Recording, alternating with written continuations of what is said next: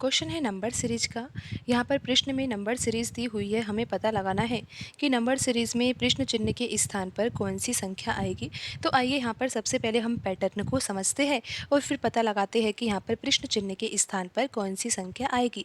तो यहाँ पर देखिए शुरुआत में 2 लिखा हुआ है और 2 के बाद जो अगली संख्या है ना वो है 5। तो सबसे पहले सोचने का तरीका यही होना चाहिए कि 2 के द्वारा 5 कैसे आ सकता है। तो यहाँ पर हम 2 लिख लेते हैं और बराबर में हम लिखेंगे 5, क्योंकि 2 से हमें प्राप्त करना है 5।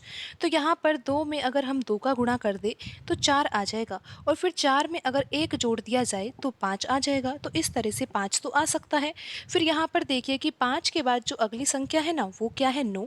तो यहाँ पर तो हम लिखेंगे 5 और बराबर में हम लिखेंगे 9, क्योंकि अब हमें 5 से 9 प्राप्त करना है, क्योंकि 5 के बाद अगली संख्या 9 है। तो 5 में हम 2 का गुणा करेंगे तो 10 आ जाएगा। फिर 10 में से हम 1 घटाएंगे, यहाँ पर हमें घटाना होगा तब जाकर यहाँ पर 9 आएगा। तो 9 के बाद अगली संख्या 19 है।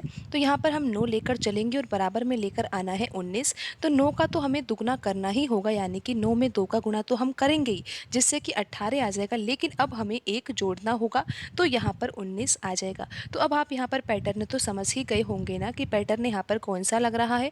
2 का गुणा तो किया ही जा रहा है, लेकिन यहाँ पर ध्यान देने की आवश्यकता है कि पहले यहाँ पर +1 किया गया, अगले पद में -1 किया है, फिर उससे अगले पद में +1 किया है, तो अब यहाँ पर -1 किया जाएगा।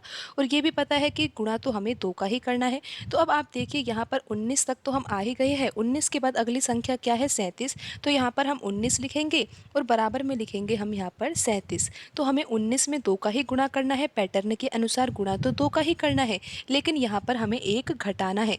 19 गुणा 2 करेंगे तो 38 आ जाएगा और 38 में से 1 घटाएंगे तो 37 आ जाएगा। तो पैटर्न तो बिल्कुल सही है और पैटर्न समझ में भी आ गया है। तो अब पता लगाते हैं कि 37 के बाद अगली संख्या क्या होगी। तो यहाँ पर हम 37 को लेकर चलेंगे और पता लगाना है कि यहाँ पर कौन सी संख्या आएगी। पैटर्न आपको समझ में आ गया है कि 2 का गुणा तो करना ही है। अगर यहाँ पर पिछले पद में -1 किया है तो यहाँ पर अगले पद में हमें +1 करना होगा। तो 37 गुणा 2 किया जाएगा तो कितना आएगा, आपको पता है कि ये तो 74 आएगा।